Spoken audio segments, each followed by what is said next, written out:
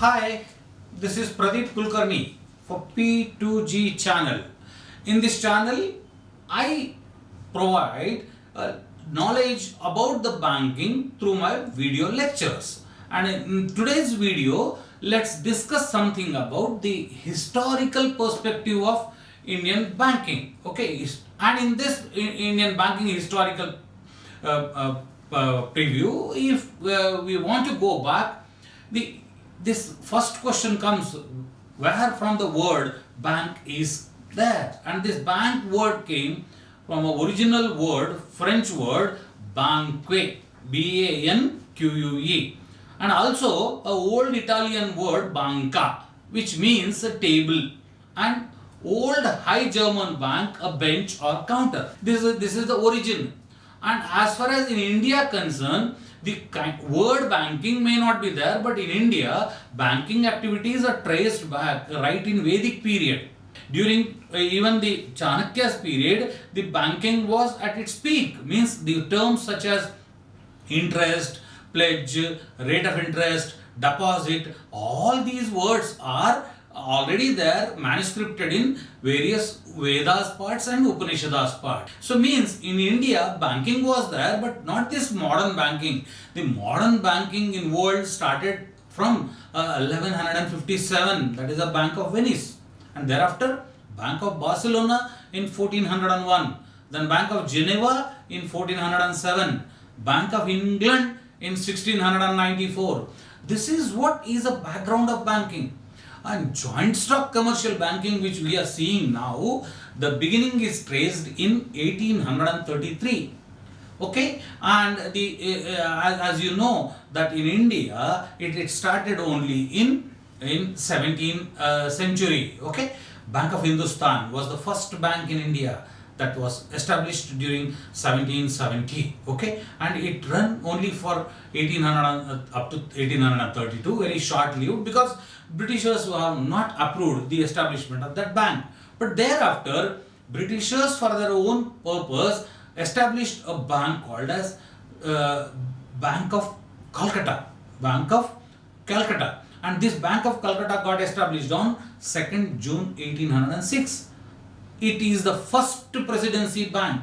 Now you may be thinking, why I am telling about this presidency bank? You will come to know at a later stage the relevance or link between this first presidency bank. Okay, and thereafter on 2nd June 1809, the same bank was renamed as a Bank of Bengal. Okay, then in 1840, Bank of Bombay was established, and that is the second presidency bank. Thereafter in 1843, a Bank of Madras. Okay, Bank of Madras. So Bank of Bengal, Bank of Bombay and Bank of Madras. These three were the presidency banks established by the then Britishers, because India was ruled at the time, these parts, provincial parts, were ruled by them, and for their purpose, for their requirement, they established these banks. And thereafter, the 1865 onwards, the Indians have also started thinking about establishment of bank, and first such bank established exclusively by Indians was Allahabad Bank. Okay, and thereafter a Swadeshi movement started in India, and many people have started banks. Okay, 1906, many Indian banks started 1906 to 1913. Almost more than 50 banks added in the country. This is a historical background of the banking. Now we'll go back again to this presidency bank. As I told you, the first presidency bank was Bank of Bengal, second Bank of Bombay, and this third was Bank of Madras. What the Britishers did in 1921, all these three banks got merged and they gave a name as Imperial Bank of India. Now this Imperial Bank of India in 1955 became a State Bank of India. Now I think you got link why I was telling the presidency banks. And at the same time, let us come in a sequential manner that 1900 to 1925, so many banks failed. And in the process, a lot of depositors lost their money. And in order to look into, to inquire it, a committee was established by the then Britisher, that is the Central Banking Inquiry Committee, to trace the reasons why it is failed. Then it is understood that there is a need for some regulations and regulatory authorities, and as a result of that, the Hilton Young Commission was appointed, and as per that recommendations, Reserve Bank of India got established on 1st April 1935 under the Act, Reserve Bank of India Act 1934. And thereafter in 1949, RBI got nationalized. Okay, and then 1949, originally the act which was passed to regulate the banks under the Banking Companies Act was established. Okay, that was enacted. That is the Banking Companies Act 1949, which came into force from 1st March 1960. 1st March 1966, it got changed to Banking Regulation Act, and then these in 1965 even amendment was made to this act to make it applicable to cooperative banks also. And as you know, RBI enjoys a very wide powers to regulate the banks under this Banking Regulation Act.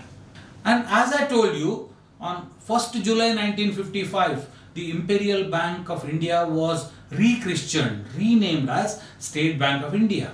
And the State Bank of India Subsidiaries Act 1959 made all the banks which were in a different province, such as in Mysore, such as in Hyderabad, such as in Saurashtra, such as in Bikaner, Jaipur, all these banks, they were working as a bank for their province, and all those banks also were taken over by the State Bank of India as a subsidiary bank. And that's how those banks were named as State Bank of Hyderabad, State Bank of Mysore, State Bank of Patiala, State Bank of Bikaner and Jaipur. Today all these banks are merged into State Bank of India. That is a different story. The next is in 1961 to restore the national banking deposit. Okay, to restore the trust of the depositors in banking, the deposit insurance system was established, and in 1967 Government of India realized that there is something like a social control is required on this banking. Therefore, induction of the people of different walks of life on the boards of the bank was initiated, and thereafter the priority sector concept was introduced. And when banks were not that much positive to go to implement the priority sector advanced lending guidelines, then the then government nationalized the 14 major banks. That is, a nationalization was initiated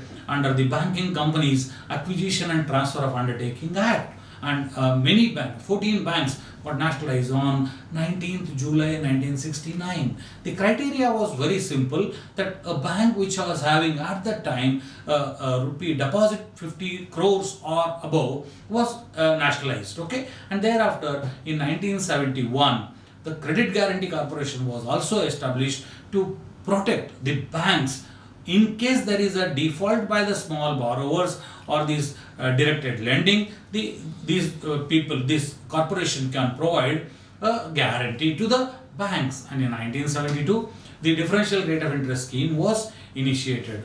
And then as I told you, priority sector advances, all those things were going on. In 1976, again the Government of India realized there is a need to have banking in the rural areas, and for that the Regional Rural Bank Act 1976 was passed. But on the basis of a promulgation of an ordinance, first RRB was established on 2nd October 1975. Then again in 1980, 6 more banks nationalized. Okay, and as a result the 20 nationalized banks became. Okay, and with this, definitely when they come under the Government of India control, then branch expansion, penetration to the rural areas, all those things have happened. And after 1992, then reforms took place. Prudential norms came in the banking, prudential norms relating to income recognition, asset classification, provisioning, capital adequacy, all these things when they came. Thereafter the Narasimham Committee also suggested merger, and then Narasimham Committee also suggested the boosting or the encouragement to private banks, and therefore January 1993 onwards the guidelines for entry of private banks were issued. And then The private banks also got started in India. Thereafter, Banking Ombudsman Scheme. Thereafter, the Recovery of Debt Due to Banks and Financial Institution Act 1993, that is under that, DRTs got set up. By October 1997, the concept of SLR, which was very tedious, that 40% was a SLR requirement, got reduced to 25%, and today it's only 18%.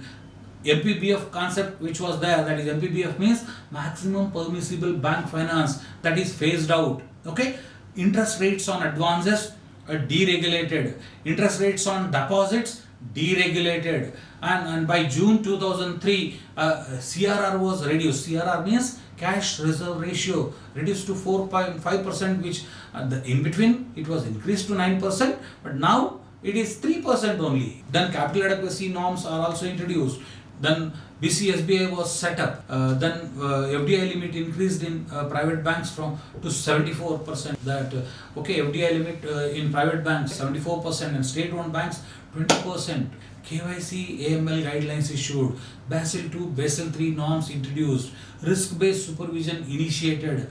The Sarfasi Act was enacted. SLR floor limit and CRR ceiling and floor limits abolished. And as a result of this, today's the network of bank, we will discuss definitely in upcoming video in detail. But let's for a banks in nutshell. As on today, there are public sector banks 12, private sector banks 22, foreign banks 46, regional rural banks 45, payment bank 6, small finance bank 10, 1,540 urban cooperative banks, and then state cooperative bank 33, rural cooperative banks, the network in addition to that is 94,384, and that's how the total number of ATMs in India has increased to a very large extent of 210,000, and that's how banking service got nowadays settled with technology and modernization in India. Thank you so much.